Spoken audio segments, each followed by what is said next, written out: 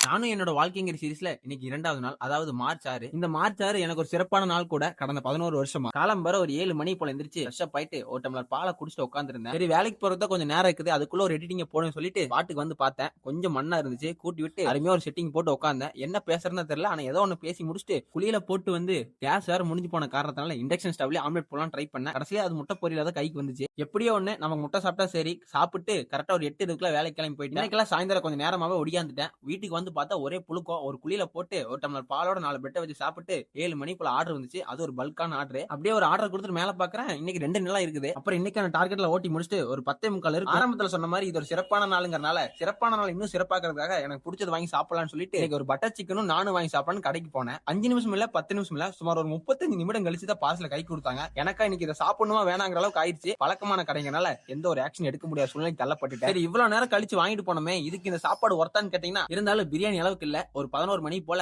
சாப்பிட்டு படுத்து விட்டு நண்பர்களே, நன்றி வணக்கம், இணைப்பில் இருங்கள்.